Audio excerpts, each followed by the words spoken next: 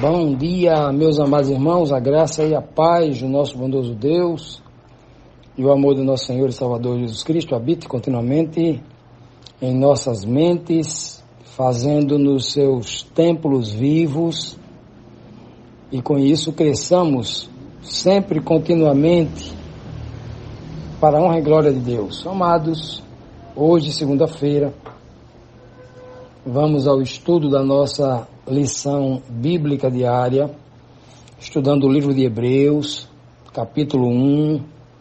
Esta semana estamos vendo sobre o filho herdeiro, a abertura do livro de Hebreus, indo diretamente ao assunto, falando sobre o filho, nosso Senhor Jesus Cristo, o foco central de todo o livro. Portanto, vamos dar continuidade. Ontem, na última pergunta de ontem, nós vimos que Jesus Cristo, Filho de Deus, ele é chamado de o resplendor da glória de Deus. Ele resplandece sobre a humanidade a glória de Deus que ele recebe em si, não é? E nele vimos ali a perfeita imagem de Deus, do caráter, do amor de Deus, Pois bem, hoje na terceira pergunta nós temos aqui o seguinte questionamento. Jesus, o Filho do Homem, era superior aos anjos ou se tornou quando foi exaltado pelo Pai, quando ele sentou à direita de Deus, à direita da majestade, como diz o versículo de ontem, o versículo Hebreus 1:3, Então vamos para Hebreus 1:4, que diz assim: tendo se tornado tão superior aos anjos, quanto herdou mais excelente nome do que eles, do que os anjos. Herdou um nome muito superior dos anjos. Olha só, nós sabemos que a obra espiritual, a obra de salvação que o Senhor nosso Deus, que o Senhor Jesus Cristo realiza através dos anjos, é algo magnífico, A Bíblia chama os anjos de espíritos ministradores. Por que espíritos? Porque justamente são seres espirituais, estando numa condição muito elevada em relação a nós, homens, seres humanos mortais, pecadores, obviamente, Então, os anjos, aos nossos olhos, são seres espirituais, Assim, muito acima em poder e em glória, obviamente, até porque o homem não tem glória nenhuma, vive num estado de trevas, num país de trevas, numa terra de trevas. Pois bem, então, quando o texto diz aqui, na parte final do texto, dizendo que Jesus herdou um nome muito mais excelente do que o dos anjos, Muito mais excelente um nome. Por quê? Porque os anjos fazem uma obra grandiosa, mas a obra que Jesus realizou em se candidatar, quando disse, eis-me aqui, envia-me a mim, cuja tipologia está lá na boca de Isaías 6:8, quando Cristo fala, eis-me aqui, envia-me a mim, ele diz assim, ninguém tira a minha vida de mim, eu voluntariamente a dou. Ninguém tem autoridade para tirar ou para tomar a minha vida. Não, eu voluntariamente dou. Né? Mostrando claramente que ele é voluntário para morrer pela raça humana. Né? Isso é muito bonito, isso é muito... Então a obra que Cristo realiza, a obra que ele realiza, que ele realizou, né? E continua realizando, obviamente, né? A obra que ele realizou aqui na terra, que culminou com a expiação dos nossos pecados lá na cruz do Calvário, sendo justamente, perfeitamente recompensado. Não foi nenhuma recompensa, porque o Pai fez justiça de fato e de verdade, trazendo aquele inocente, aquele santo, aquele que nunca pecou, à vida novamente, né? Então, veja aqui que o texto ele é muito claro em dizer que, devido a essa obra que Cristo fez, que nenhum anjo poderia fazer, só para a gente ter uma noção do tamanho da obra que o Filho do Homem fez, o Filho que estava na condição humana fez, que é muito superior à obra realizada quando ele estava na condição divina, é muito superior, porque na condição divina, o Pai cria todas as coisas através do Filho. Isso tem versos em abundância falando sobre isso, né? Tanto na tipologia do Antigo Testamento, como versos diretos do Novo Testamento. Inclusive Hebreus, está aqui, o versículo 2 aqui, nós estudamos ontem, Hebreus 1:2, que diz, né? Deus tornou seu Filho herdeiro de tudo, por meio de quem o Pai criou o universo. Foi através do Filho que o Pai criou todo o universo, não foi só o planeta Terra não, né? Então, muito claro isso. Então, a obra que o Filho, na condição divina, fez, foi a obra de criar tudo perfeito, inclusive o jardim, o paraíso, o jardim do Éden, né? Algo perfeito. Mas tudo aquilo que foi criado caiu, falhou. O Adão perfeito caiu, a Eva perfeita caíram os dois. Mas a obra realizada pelo Filho do Homem, é por isso que o poder de Deus se aperfeiçoa na fraqueza. É por isso que a glória de Deus, ela superabunda. O amor de Deus é compreendido e é visto de uma forma muito mais gloriosa no âmbito onde se carece do amor. Por exemplo, imaginemos que nós vamos dar uma festa, vamos dar um grande jantar. Aí a gente convida o presidente dos Estados Unidos, os grandes homens, os homens mais poderosos, o Bill Gates, o Jorge Bezos, são os grandões do mundo, os homens mais ricos, os sheiks árabes. A gente faz aquela comida lá e tal, e ao final eles dizem, olha, a comida estava muito boa. Agora, se a gente pegar essa comida de alto nível, essa alimentação de alto padrão, esse ambiente de extrema beleza, enfeitado com ouro e muita prata, e a gente pegar um monte de pessoas famintas, que está 2, 3 dias sem comer, há tempos que não tomam banho, roupazinha rasgada, suja, e a gente, né, dá um dia de spa para essas pessoas, banhos, né, de perfumes, roupas de primeira qualidade, branquíssimo, né, e depois bota essas para comerem à vontade, da melhor comida que tem no planeta, feita pelos melhores maîtres, pelos melhores chefes cucas do planeta. Já imaginou? Quem é que vai se sentir mais homenageado? O presidente dos Estados Unidos, que come comida de alta qualidade todo dia? Ou um pobre coitado da favela, que não come, e quando come é comida que não presta, uma comida de má qualidade, né? Já imaginou? Então o amor de Deus se tornou mais compreensível, mais entendido. O amor de Deus, a grandeza da verdade, a beleza da luz, a grandeza, a necessidade da luz, a sua riqueza só se conhece nas trevas. A riqueza de Deus só se conhece na pobreza. O amor de Deus é melhor compreendido quando a gente compreende o ódio, quando a gente vê o ódio. Então, em Cristo Jesus, na condição em que ele veio, a obra que ele realizou, a glória de Deus em Jesus, o Filho do Homem, é muito maior do que a glória de Deus no Filho Divino lá atrás. É por isso que a Bíblia diz que aonde o pecado abundou, superabundou a graça. A graça sempre existiu, faz parte do caráter de Deus. mas ela superabunda aonde no meio da desgraça. Olha aqui, porque aonde há necessidade, quando chega o recurso tem muito mais valor. Muito mais valor do que o recurso chegando aonde já tem recurso em abundância. Meus amados, que coisa linda, né? Veja que o texto começa dizendo, tendo Jesus se tornado, olha, ele se tornou, porque ele não era. Ele se tornou superior aos anjos. Ele não era. Olha como... mas Jesus aqui na terra era Deus. Como? Um Deus não é superior aos anjos sempre? E como é que ele se tornou? Passou a ser. Ele se tornou, porque não era.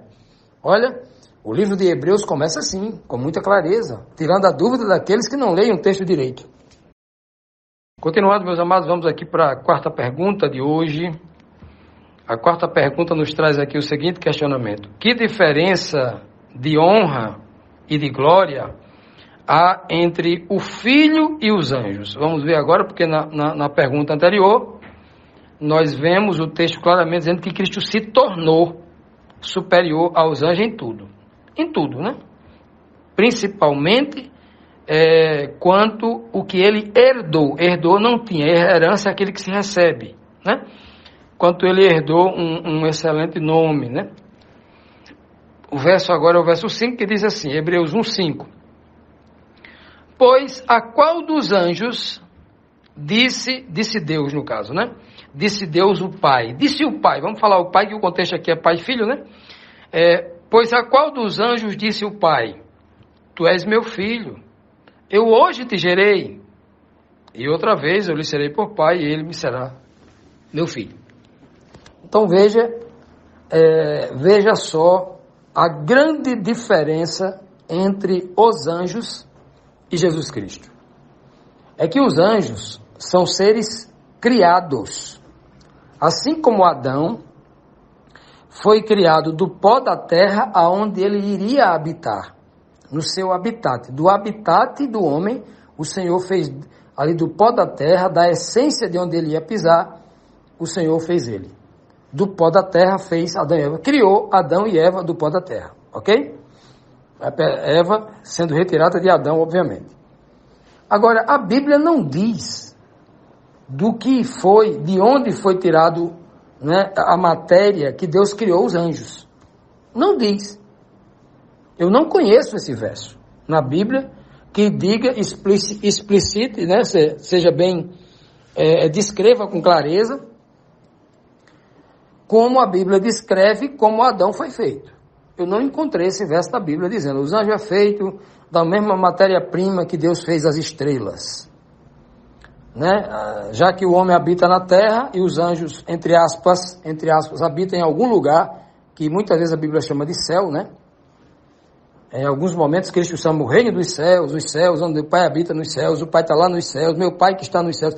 Então muitas vezes a Bíblia cita nesse sentido. Então vamos usar essa linguagem bíblica, né?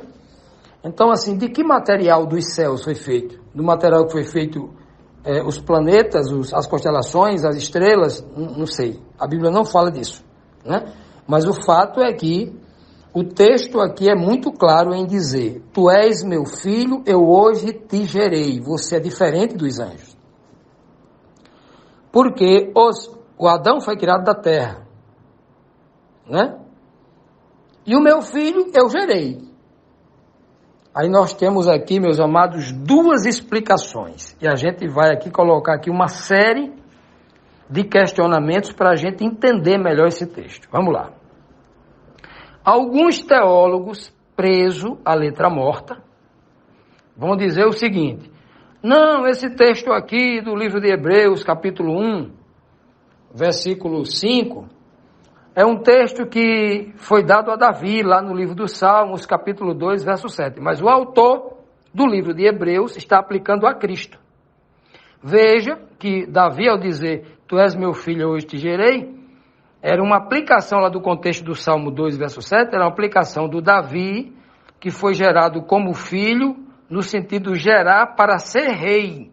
Gerar para sentar no trono do rei, que é Deus, ele foi sentar no trono ali como filho de Deus. Um tipo de Jesus. Davi é um tipo, nesse contexto do Salmo 2, Davi é um tipo de Cristo. Da mesma forma, quando Davi deixa o seu trono para o seu filho Salomão, que é chamado de a sabedoria, foi dado ele a sabedoria, então Salomão, nesse momento, ele passa a ser um tipo de Cristo e Davi um tipo de Deus, o Pai, que o filho senta no seu trono, herda o trono, ok? Muito bem. Essas tipologias são riquíssimas. E quem não consegue enxergar isso, não vai enxergar o Novo Testamento. Veja que aqui o autor do livro de Hebreus, ele está pegando exatamente o Salmo e trazendo para dizer que isso cabe a Cristo. Olha, tu és meu filho, eu hoje te gerei, ele está aplicando a Cristo. Ele está fazendo aqui uma comparação entre Jesus e os anjos. Versículo 4 e 5. Está falando de Jesus Cristo. Então, quando ele diz gerei, está dizendo que Cristo é superior, porque ele se tornou herdeiro, o verso 2 diz isso. O verso 4 fala em herdou, né? E aqui no verso 5 está dizendo por que ele herdou, porque ele é filho. O versículo 2 vai dizer que ele chama ele de filho de novo, então todo o contexto está falando de Cristo. E aqui ele diz gerou.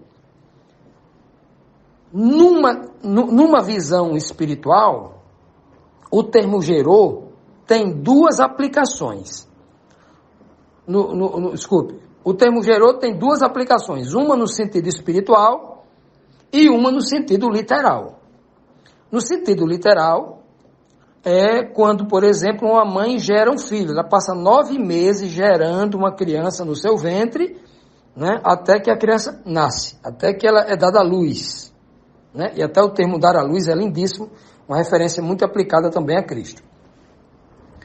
E no sentido espiritual, aplicado especificamente ao Salmo 2, que não é trazido aqui para o livro de Hebreus, no sentido gerar, é gerar alguém a partir do momento em que Samuel unge Davi com óleo e o pai coloca dentro de Davi o seu espírito. A partir daquele momento, Davi é adotado espiritualmente por Deus, porque o Espírito de Deus vai passar a habitar nele, e ele se torna filho de Deus, como Paulo chama, cada um de nós nos tornamos filhos adotivos de Deus em Cristo, quando o Espírito de Cristo habita em nossa mente, ok? Muito bem. Então, nesses dois sentidos, agora, desses dois sentidos aqui, qual é o que se aplica aqui? Se ele está falando, comparando a natureza dos anjos com a natureza de Cristo, está falando do surgimento dos anjos com o surgimento de Cristo. Ora, ele pergunta, a qual dos anjos eu chamei de meu filho? A qual dos anjos eu disse, ei, eu gerei você? Nem os anjos são filhos no sentido literal de geração, que é o que está dizendo aqui. Os anjos podem ser chamados filhos de Deus, porque os homens também são chamados filhos de Deus, mas porque foram criados. Deus criou, mas trata como filho, é verdade. Nesse sentido é verdade. Os anjos podem ser chamados filhos de Deus, porque são criaturas, né, e Deus os tem como filho. Mas aqui o texto está levantando uma informação muito superior. O texto está dizendo que Cristo é um filho diferenciado, e ele explica por que é diferenciado, porque ele foi gerado. O termo gerado é claríssimo. Tu és meu filho, eu hoje te gerei. Uma referência bem clara lá ao princípio. Aí quando ele diz assim, e outra vez, ou seja, vou gerar você outra vez. Em outro momento, em outra oportunidade, como se fosse uma segunda geração. Ele diz, e outra vez, ou seja, depois de eu ter gerado uma primeira vez, e outra vez, eu lhe serei por pai novamente, e você será meu filho. Que outra vez é essa? Justamente o autor está trazendo o momento em que o filho, ele nasce do ser humano, passa a ser agora gerado pelo ser humano, passa a ser, na gestação, passa pela gestação do ser humano, se torna um ser humano literal, e o pai diz assim, eu continuo sendo seu pai, e você continua sendo meu filho. Olha que coisa linda, que coisa maravilhosa, né? Então, essa é a beleza aqui do texto, mostrando por que é que Cristo é superior aos anjos. Superior a toda criatura, né, que o Pai criou, todas. Primeiro, sobretudo pela sua natureza, que ele deixa por último aqui, a forma como ele surgiu. Segundo, pela obra que ele fez, como vimos no texto anterior.